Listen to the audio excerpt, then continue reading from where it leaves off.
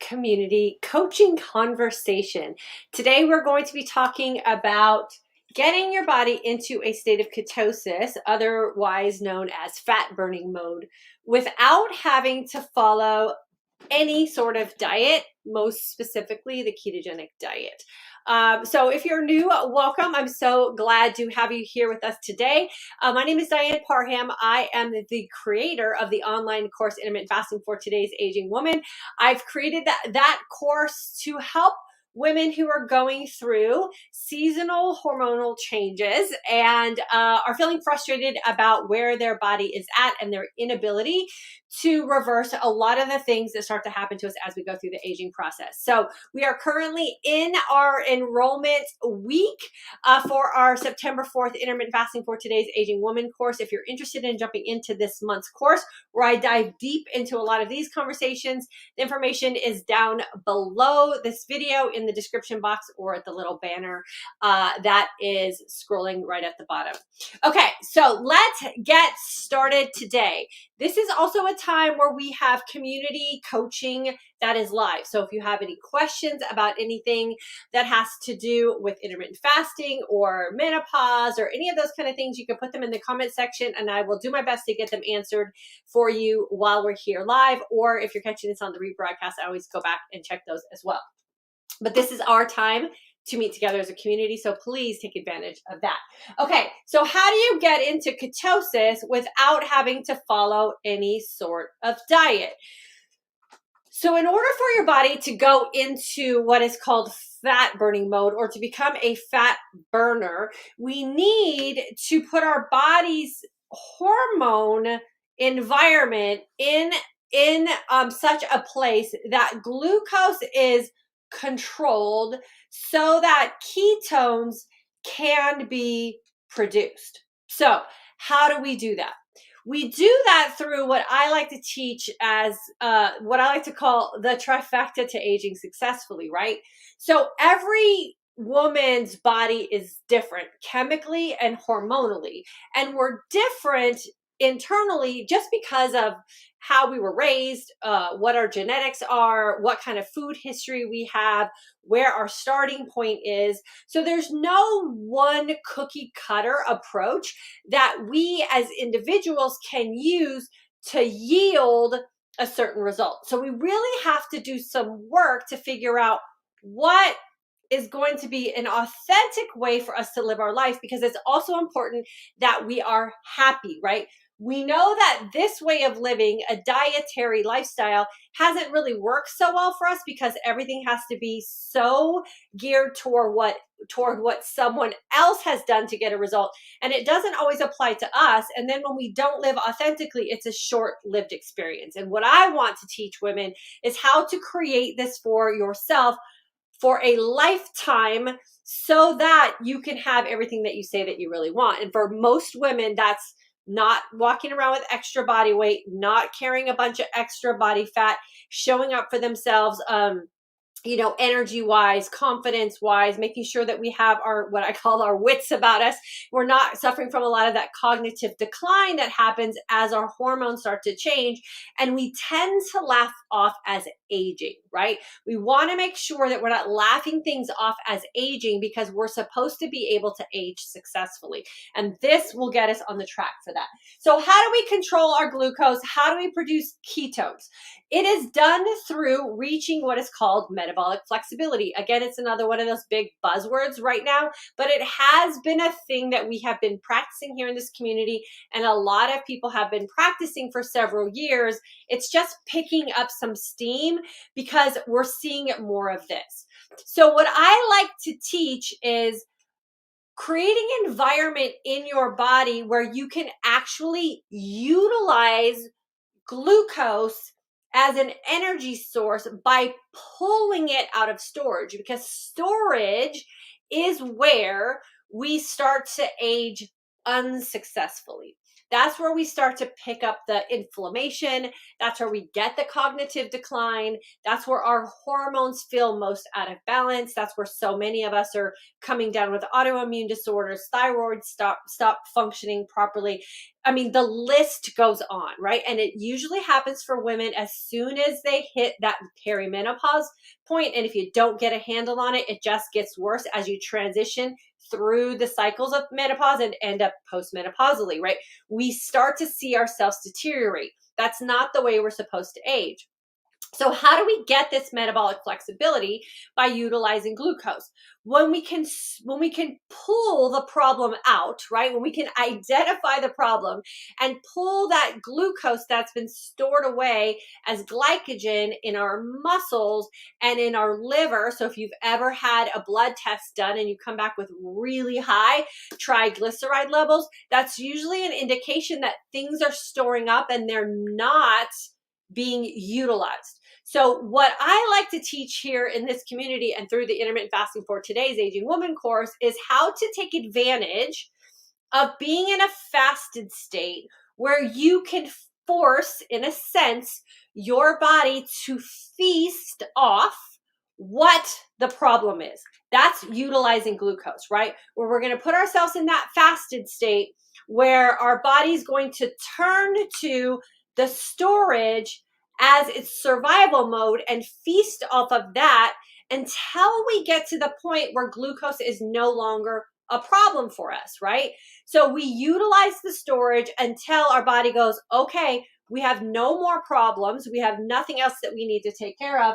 Let's start tapping into some of those fat stores, the thing women feel most frustrated with as they're going through this aging process. And let's start producing some ketones through the utilization of fat and get ourselves into a ketogenic state.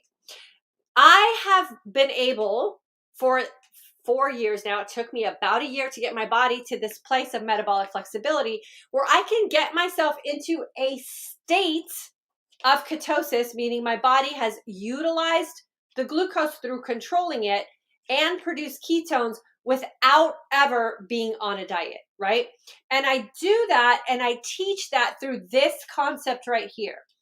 Figure out how long you need to fast once you understand what fasting does for you chemically and hormonally. So you figure out how long you need to fast, how well you need to feast. So what foods trigger not only the energy support you need for your next fast, but also allow you to live happily around your food choices so you don't step away from something that you know is working for you, right? One of the biggest complaints women have about weight loss when practicing a ketogenic diet or even protein sparing modified fast, or which is the new thing also, or intermittent fasting, is they stopped doing it. And oftentimes when you find yourself frustrated because you've lost the results because you've stopped doing it, it's because you didn't do it in an authentic way. Like you let someone else tell you how to fast, how to feast, and what you're supposed to do with your fitness.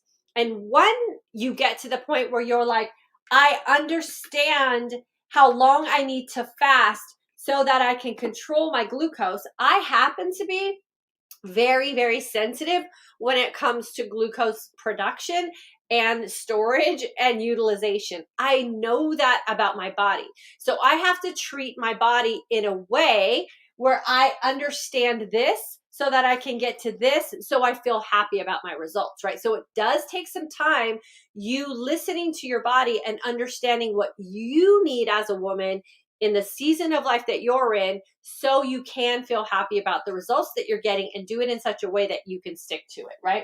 So fast long enough, feast well enough, and train smart enough. The enough part is where you're going to get the authenticity part so you can stick with this for the rest of your life. There is so much information out there. You guys know, I know you're watching all the same videos I'm watching. I know you're reading a lot of the books that I've read. There's no doubt in our mind that intermittent fasting, when done in an authentic way, meaning that you're comfortable in your mind, in your thoughts, and in the choices that you're making, that you fast in such a way that you're going to yield these results, right? You're not going to put yourself in that backup state, and you're going to figure out what foods work for you. I was shared with you guys on my Instagram. That's where I share a lot of my stuff that I do in my feasting window. I eat chocolate every day, like chocolate, French fries, rice, like siete, tortilla chips, and guacamole and salsa. Like, they're my jam. They're also that thing that if I didn't understand what to do with my fasting long, feasting well, and training smart, would create this problem for me if I didn't utilize my glucose, right? That's produced when I'm in that feasting state in such a way that I could get my body to produce ketones, right? So I can be in a state of ketosis and not have to be so regimented about the carbohydrates that I take in, because I understand now how carbohydrates work in my body and I know how to utilize them effectively. That takes time and consistency, and knowing that what you were doing before, whether it was a diet you were following or a lifestyle that you picked up or self-sabotaging or excusing away poor food choices, if you know that doesn't work for you, then you have to get to a point in your life where you're going to say, I'm going to do what works for me. And now we have the science, right? And there's absolutely nothing wrong with picking up a diet plan if the diet plan is going to work for you for the rest of your life. But if you pick up a diet plan with the mindset of, I'm going to do this for a short-term quick fix, I promise you, you will end up the way you always end up. And that's usually disappointed in yourself because you didn't find success. So you have to make the decision that you're going to go all in and you're going to stick to what you have a history of working for you. And you're going to continue doing that. I call that the rinse and repeat. I have been in ketosis, in and out, whenever I make the decision that I want to be in ketosis, within a 12-hour period of making the decision. I don't live in a state of ketosis 24 hours a day because that's not considered metabolic flexibility, right? We have to be able to get glucose into our system, utilize what we have within a 24-hour period so it doesn't go into storage. So within that same 24-hour period, we can also switch our body over to a fat burning or fat utilization mode so that we can live without having to fear carbohydrates, or we have to be able to live without fearing fat. And we don't want to become food phobic women, right? We want to enjoy what food is for us socially. We want to enjoy what food is for us customs wise with our family. The holidays are coming up and I'm already getting messages from women who are feeling angst about the weight they anticipate gaining over the holidays. So if you have those feelings that you're worried about the holiday season and the weight you're going to gain, now is the time to make some changes. Now is the time to make some choices that this season is going to be different for you. We also know that this and this, right? This is if you're always living off of the storage that you have in abundance and you can't get yourself to that fat burning mode, we also know with all the things that have been going on in the world over the past year and a half or so, that this is an environment where disease lives. And this is an environment for our body where disease cannot thrive. So being able to switch in and out of these at will is really where we want our body to become more metabolically flexibility, so we can not only strive for the aesthetic things that we're looking for as we're going through this aging process, but internally we want our body to become a disease fighting machine, right? We want our body to have the energy and the resources to keep us alive and healthy. And if we're constantly living in this state here, where we're living in that sugar dependency, and you know you're sugar dependent if you're hypoglycemic, If you're insulin resistant, meaning that your body does not have the hormonal and chemical makeup or opportunity to utilize fat as its energy source because you're constantly in this state, then we also know that we don't have the energy internally to fight off disease, and we don't want to be that body. We don't want to be that woman, right? We want to be able to trust our body to fight off whatever's coming at us, and the best way to be able to do that is if we can produce a fat utilization type environment with our body and still, right, be able to control our glucose so that we get it down. So I don't want you to think that ketosis is a ketogenic diet. They don't necessarily have to go together. A state of ketosis is when you can get your body to produce ketones by utilizing the glucose in your body in a 24-hour period, so you don't have backup that your body can constantly tap into so that you can actually get into that fat burning mode. When you get there, it is like, I describe it to my husband as it's like butter smooth. When you, and coming from a girl who was hypoglycemic since I was in elementary school, I've shared those stories here with you guys. I have been a hypoglycemic person, so a sugar burner, since I was in elementary school, my entire adult life. I can go 22, 23, I've gone 40 something hours in a fasted state, and it is buttery smooth. It is like the most controlled, even keel, empowered, confident state I can get my body into. And it's just by switching over energy sources and taking the time to understand your body, and then mentally and emotionally believing that you are worth those decisions. Because if you don't believe that you're worth the buttery soft feeling, if you don't believe you're worth having a body that has the capabilities to fight off disease and keep you healthy, then it's going to be a struggle bus, because you're going to constantly be in conflict with your brain. And that's the number one issue in here in my community, and I'm in other communities as well as a coach. The number one issue women are dealing with today is not how to lose weight. It's not the tools. It's not that they're lacking the tools or the resources, is they can't figure out how to do it in their thoughts and their emotions, right? It's the number one stumbling block. The internet is full of information. You have it at your disposal. You can research how to lose weight. You can research how to become a fat burner. You could research how to get into ketosis. You could research, and a lot of you research for a long time. I know a lot of you have been following me here for 4 years and are still struggling. Stop the struggle bus. Make the decision in your own mind that you're worth it, and then invest in something that's going to give you the tools and the mindset to finally just make the decision. You're worth it. Get off the struggle bus, figure out how you can do all of this in your most authentic way so that you can enjoy life and enjoy your body. I'm telling you, as a 55-year-old woman, I enjoy my life to the fullest. I enjoy food to the fullest, and I enjoy my body to the fullest. And I have never been in a position in my 40s and my 30s and my 20s where I could really say that about all three of those areas of my life. So you deserve it.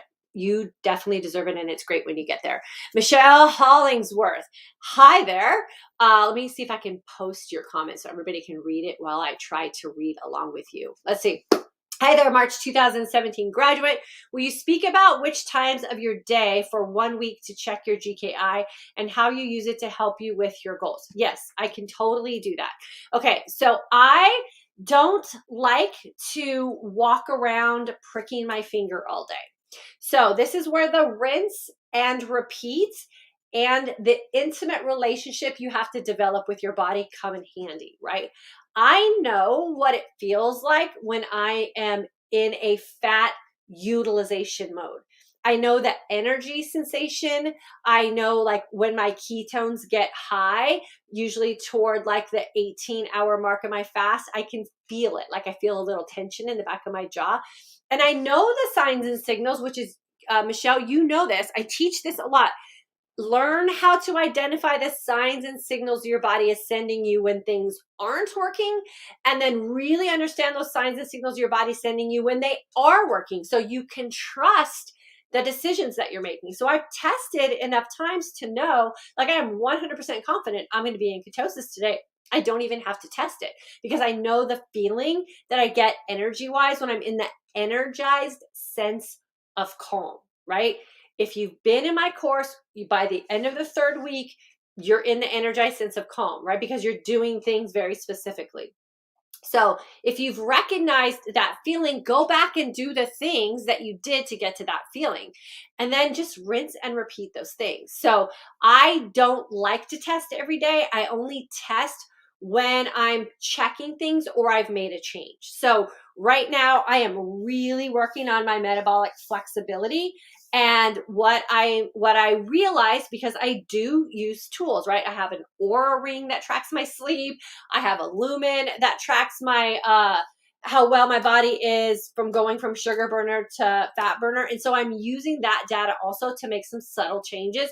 And what I realized is that, and this was also some of the changes we made with my daughter going back to school, is we eat now dinner by 5. I'm done by 5:30, right? So eating dinner and being done by 5:30 during the week has really helped me get into ketosis so much faster in the middle of my day, right? Because I have such a big gap between when I eat and when I go to bed, and then my fast goes throughout the day, so I'm getting into ketosis sooner. So the energized sense of calm is something I experience almost the entire portion of my wake up time during the day. So I don't have to test for that.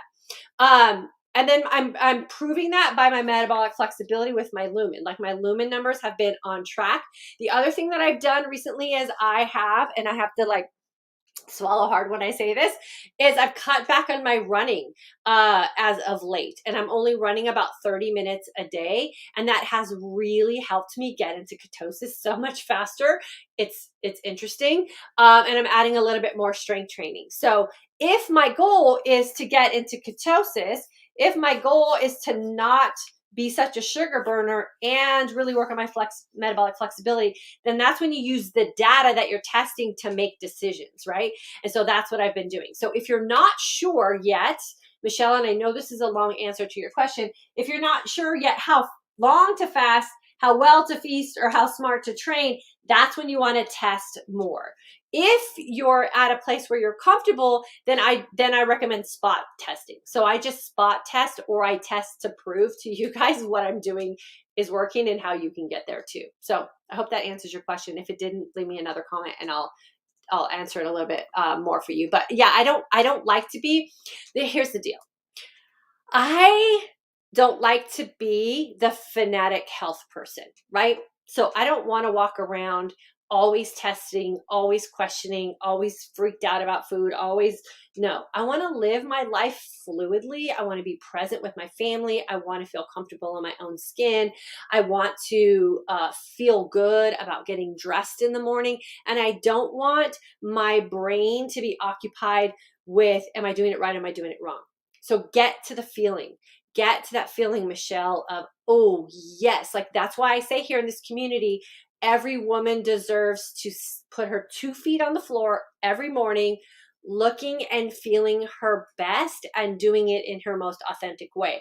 When I put my feet on the floor this morning, how I show up for me, I really did feel like I'm looking and feeling my best, and I'm feeling so authentic about it. Like I have no qualms about any of the decisions that I'm making.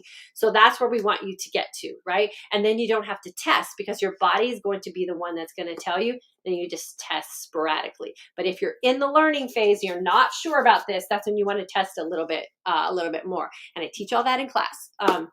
Wendy, what about hunger? I have so much trouble losing weight because of it. I lose and gain back due to this. No problem when I was under 40.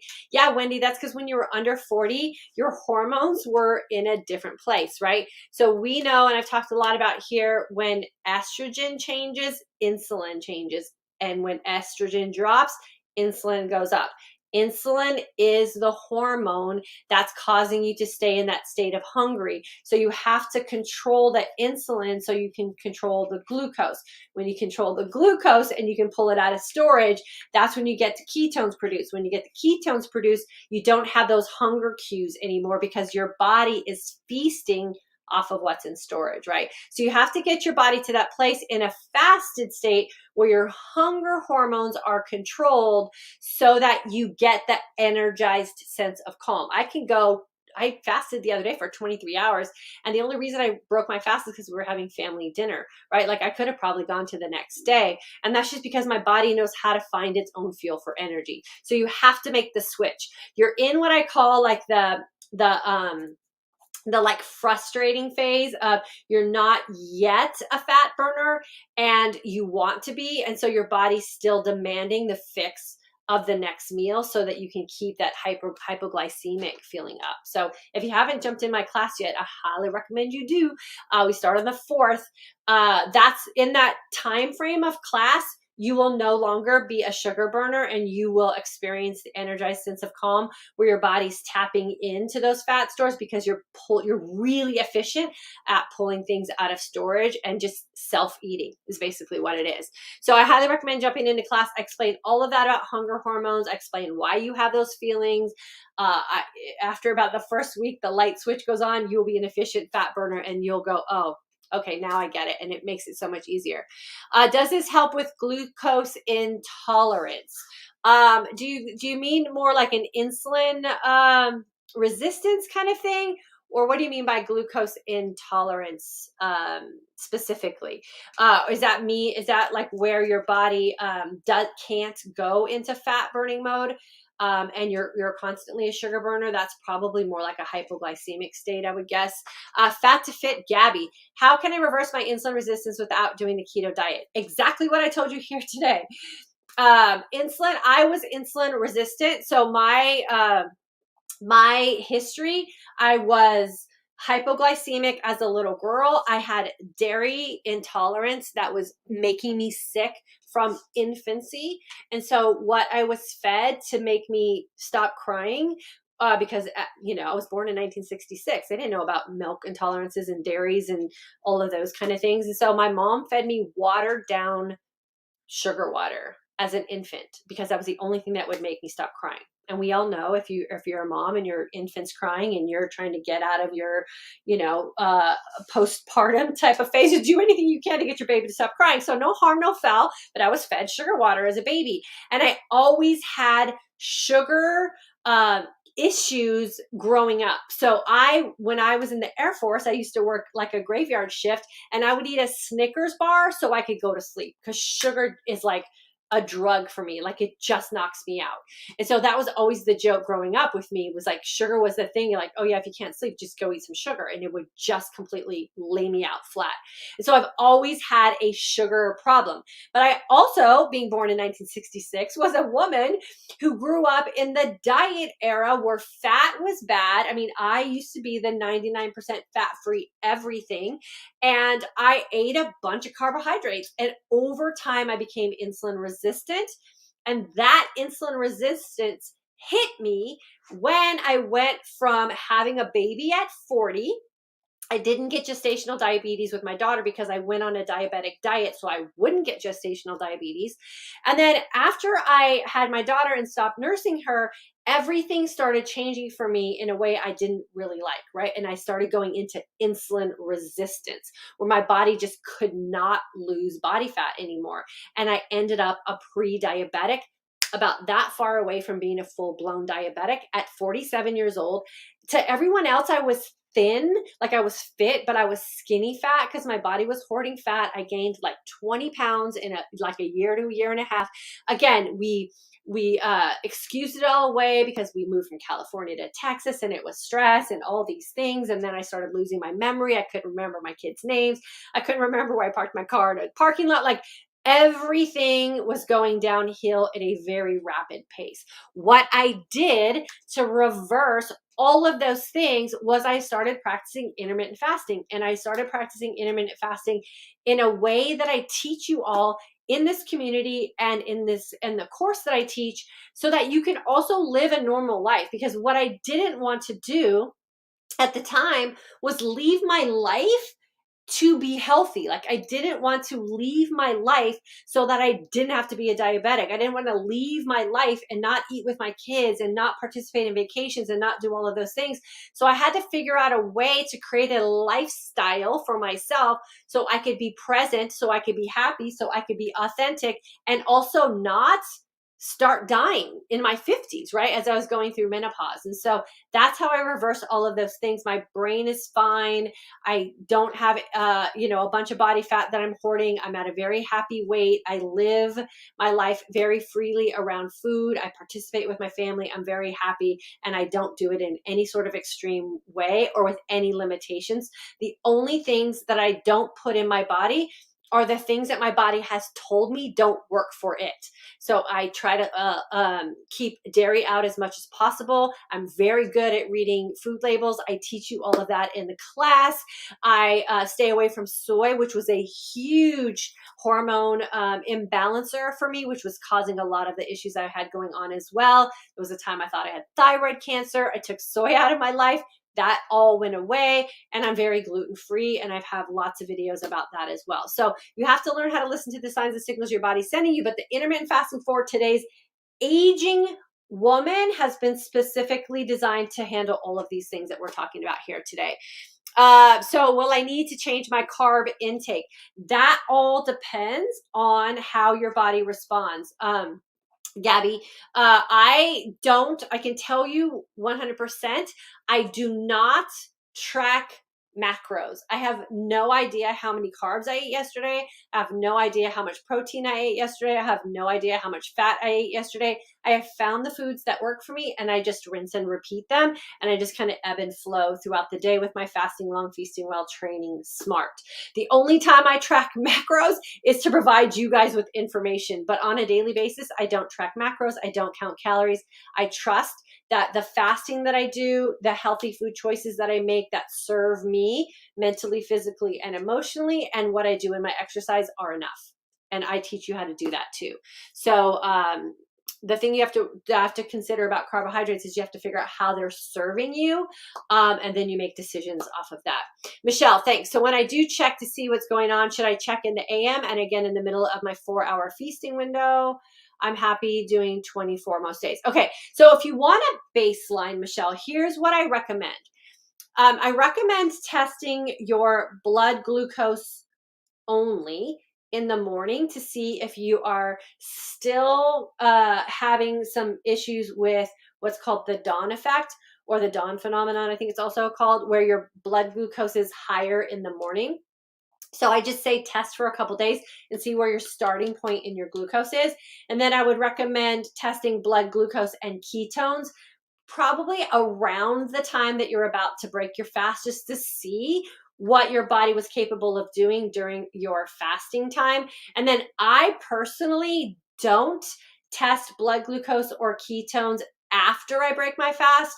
But if you want to see if a food in particular is causing a huge insulin spike for you, this is some of those aha moments we teach in the midlife mindset shift course that I say test maybe 2 hours after a feast to see if something that you ate caused a huge insulin spike that might then have a higher glucose reading for you in the morning.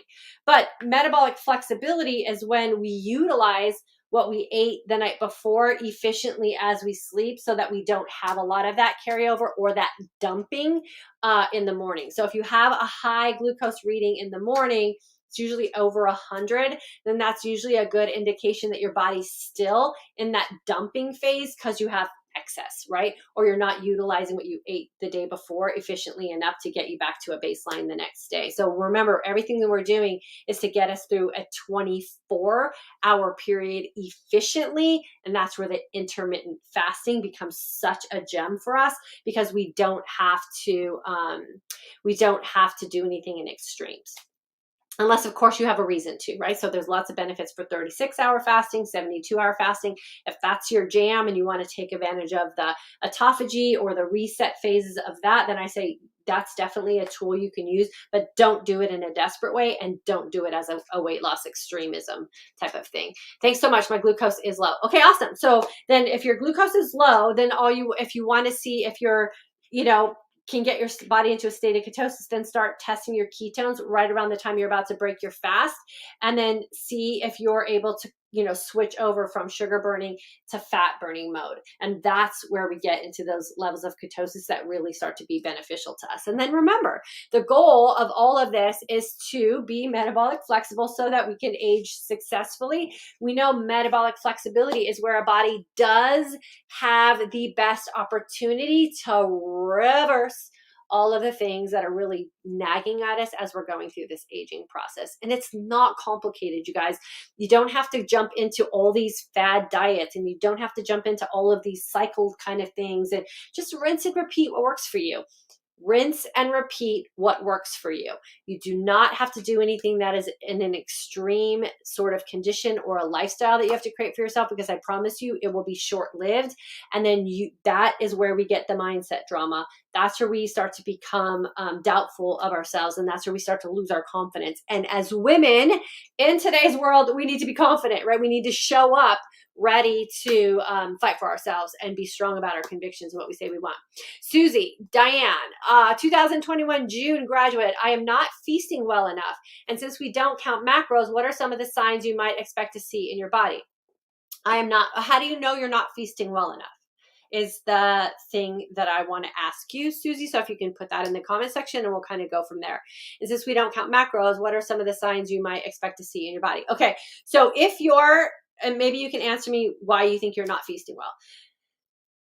And remember, you guys have a feasting guide that you can download from the course. So if you didn't download it, go back and download it. I give you all the feasting info in there as well. If you're not feasting well, it's usually you're not sleeping well. You're probably not performing well in your fitness. If you're working out, you're not managing your fasting window well. So you're probably feeling like weak and fatigued, and you're not thriving in a fasted state. That's going to come from your feast. So remember, I teach feast so you can fast. Don't fast so you can feast. And if you don't feel like you're feasting well, you have to ask yourself, why are you allowing yourself to make choices that aren't serving you, right? Okay, Norma, I'll hit you in a second. So you have to ask yourself why. Like if you already admitted that, like why is it that you're allowing yourself to not feast well? And then figure out with what you learned in class and what you have in your feasting guide, what feasting well means for you, right? Like what kind of carbohydrates are you consuming, and are you very conscious about it? Like, are you asking yourself, how will this serve me? How is this going to make me feel tomorrow? Is this going to help me get to my goals? You have to ask yourself questions, right? Don't just mindlessly eat. And are the fat choices you're making, are they one ingredient, naturally occurring fats that aren't going to cause inflammation, that are going to, help you get into that exercise, energized sense of calm? Are they going to help your body utilize that energy source as your feasting or your fasting support for the next day? And protein, are you eating too much protein? Like that's a big deal. A lot of us are still eating too much protein, and you got to pull it out and test it. So test some things out for sure. And then ask yourself why it is you can admit that you're not feasting well, and where is that coming from, and why are you letting that happen? And then go back to the basics for that. Norma, glucose intolerance. Okay, so what did you ask me about that?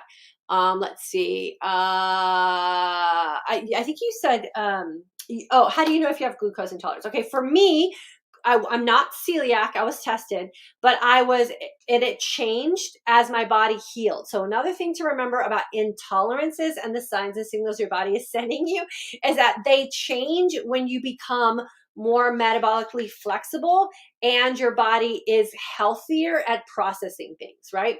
So my glucose intolerance used to be water retention.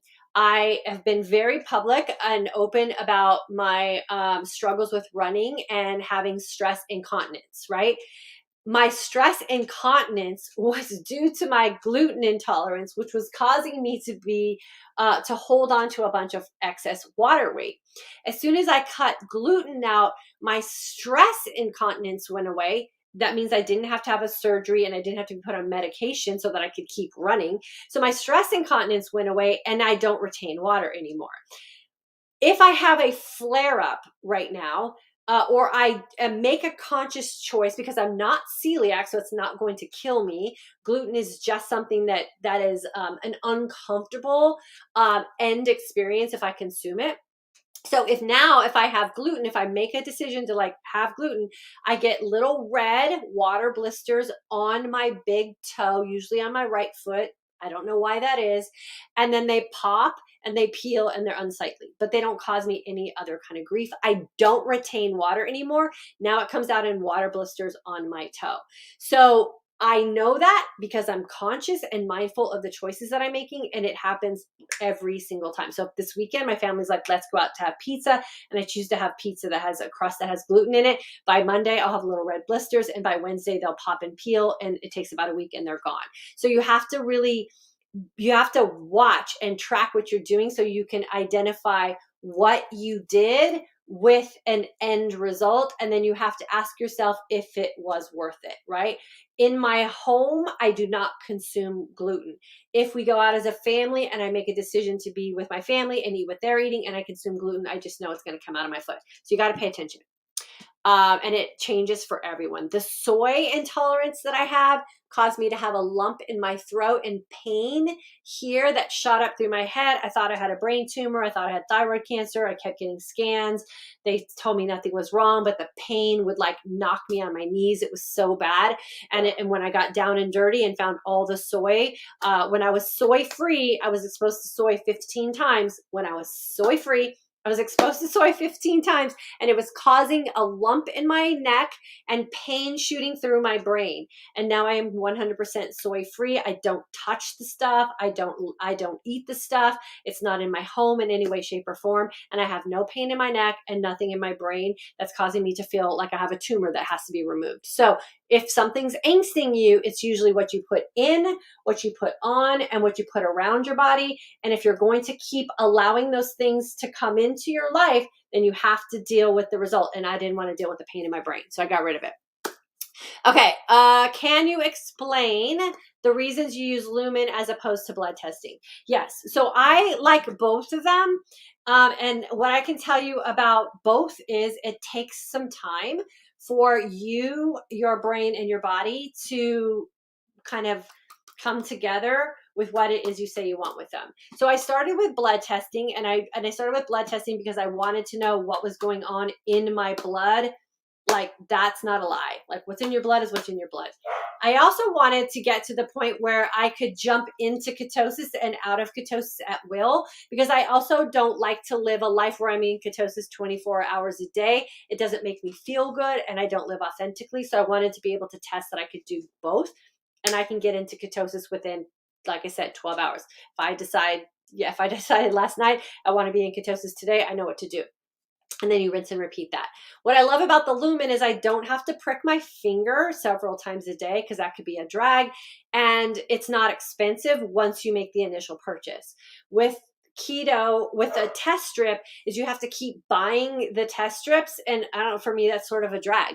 So what I have done through monitoring my sleep, monitoring my exercise, monitoring my keto and glucose testing, ketosis and glucose testing, and really like understanding what the Lumen does and how it works and what it tests, is now I can use the Lumen every day of the month and use my testing strips to just spot test. Or if my goal, and I teach this in my midlife mindset shift course, we do a week of GKI testing.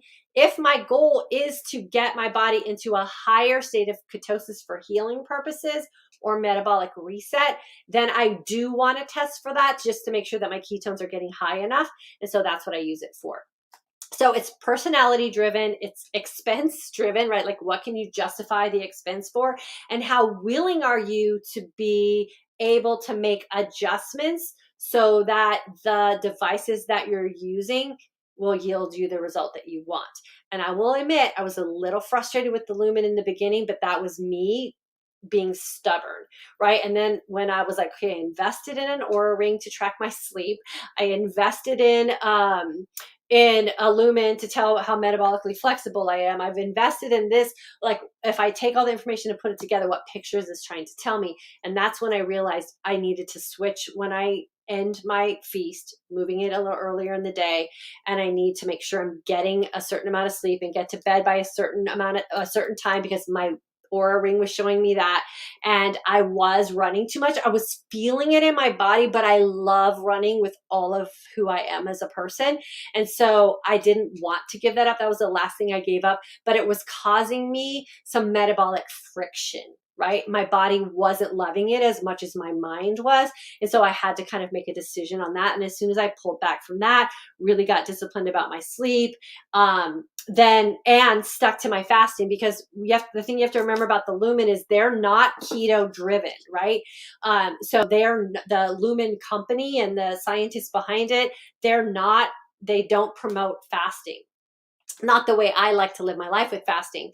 So I didn't want to give up fasting because I understand what that does for me as an aging woman more than anything else. And so I gave up a little bit on my running, and I really am super disciplined about my sleep and when I end my feast for the day. And now everything's falling into place, and the Lumen is working to show that I am actually metabolically flexible, because I am, but I had to make some changes for that. So I hope that helps with that. But you have to be able to eat some crow. You have to be able to actually go back and ask yourself, why did I invest in these devices? And what things do I need to tweak so that they're going to work for what it is I say that I want from them? And then when you make that mindset connection, everything really does start to fall into place. Kathy, I have a Lumen, and after 18 hours of fasting the other day, it showed I was burning carbs at 5. And earlier the day, it said I was burning fat and carbs out of 3. I just don't understand why that happened. Okay, Kathy, I was in that place for a long time too. And I'll tell you what I did. I took 2 weeks off of my Lumen. I didn't touch it. And then I went back with a new mindset, right? And I'm like, okay, here's why I bought this device, because I want to get to this, right? And I don't want to prick my finger every day, and I want to feel relaxed about what I'm doing. And now I'm joyful about blowing in that thing, but I had to make some changes. Sleep was number one, because remember, metabolic flexibility is more than these two things, right? Metabolic flexibility is how your body chemistry and hormones as a whole of everything that encompasses everything that's going on in your body every single day is working together. And my running, I was feeling it, but I didn't want to give it up, because that's my jam. Like, I love going for a nice long hour-long run, but it wasn't, for whatever's going on in my body right now, it just wasn't working. And so that was keeping me in that place too, where I was showing that I was burning the wrong type of fuel at the wrong time of day, when my fasting and feasting was spot on. So I pulled back on that a little bit. And the sleep part was huge too. I wasn't giving myself the right hours of sleep, because sleeping is where the metabolic flexibility, or going from utilizing carbs efficiently to utilizing fat efficiently, happens. It happens in your sleep state. So go back and look at your sleeping patterns as well, and see if maybe getting to bed a little earlier, or increasing the gap between when you last feast and when you go to bed. That's always huge for me. And so look at some of those things too. So ideally, what you want with the Lumen is to go at the nighttime. You want a high number, right? I always say 3, 4, or 5 is where you want to be before you go to bed, depending on what your last feast was. And because if I have a low carb feast, I usually get a 3 at night before I go to bed. Sleep, you really ideally want to wake up a 1 or 2. A 3 every now and then is not that big of a deal, especially if you're going to work out, right? Because the Lumen's going to tell you need to support your workout if you're in a 1 or a 2. So if I'm in a 3, I'm like, okay, I'm just going to go work out. I'll be fine. Right after my workout, you want to get to a 1 or a 2 again. And then what you want is to go back to the high number before you go to bed, or 2 hours after you eat. That's really the transition into metabolic flexibility. High numbers after you eat, high numbers at the end of the day, lower numbers when you wake up, even if it's just lower. So if you go to bed at 4 or 5 and you wake up at 3, that's a good transition. It's just not, it's not the best. Sometimes being the best is not always where we need to be. So just make sure your numbers are making sense the way they transition. And I hope that helps you with that. I'm going to do a video on the Lumen soon, so hopefully that will help. You're welcome, girlfriend. Hopefully that helped you. And then Katina, this will probably be the last one because we got to go. It's been 50 minutes and people complain when my videos are too long. Not sure what the ring is mentioned earlier. Can you share a link so I can read up on it? Katina, why don't you send me an email if you don't mind?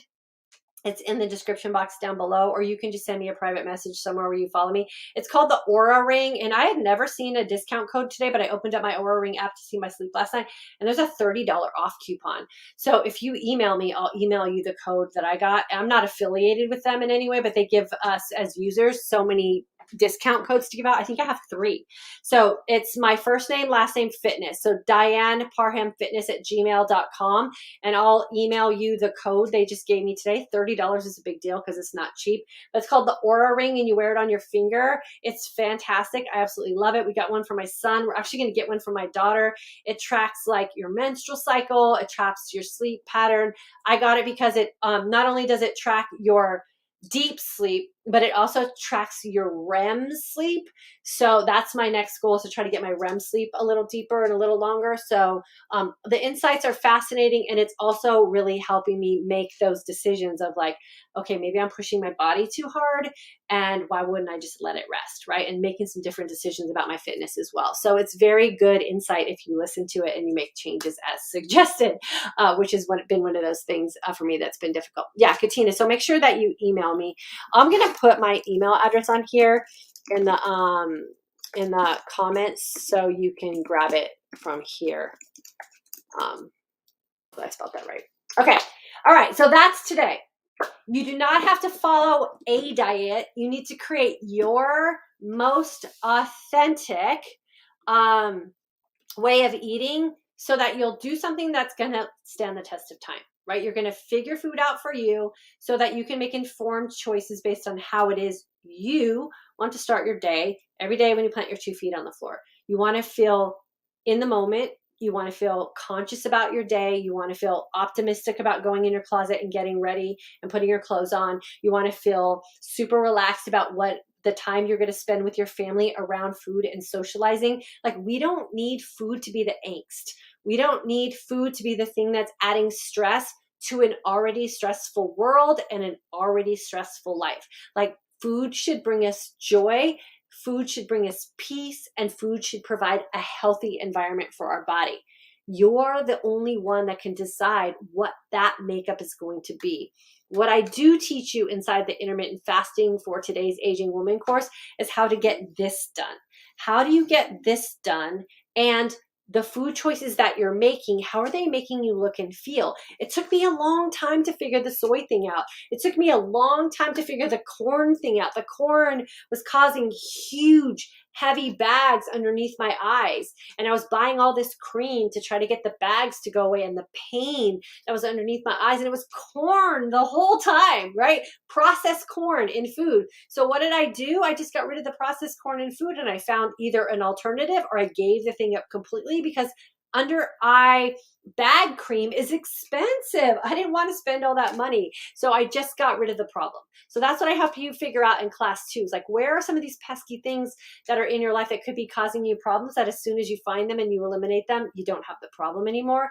And that gives us more food freedom as well, right? Because we always think it's the food, but it could be something else. I teach you that in class. Okay. I am going to let you guys go. Thanks for hanging out with me for 54 minutes. If you're catching this on the replay, I know you don't like it. You probably weren't even going to get to this length, but sometimes we just got to have these conversations. And I'm glad I was able to serve you today and get some of your questions answered. No, I'm always available through email if you want to shoot me a follow-up question, or you want to follow me on Instagram. That's where I show all my feasting stuff. I did an entire me in a day in my Instagram stories this week, where I showed you what I do when I wake up, what I do when I go to sleep, the results of that through blood testing, the results of that through the Lumen, and I showed you what the results of that were the next day. So if you want that kind of insight, then Instagram is the place to follow me. Again, just click all the links. You'll find me over there as well. Have a good weekend, you guys. I will not be here Monday. I am taking a 3-day weekend with my familia. We're going to rest and relax and probably binge on some Netflix. And I'll see you guys back here sometime next week. Have a good one.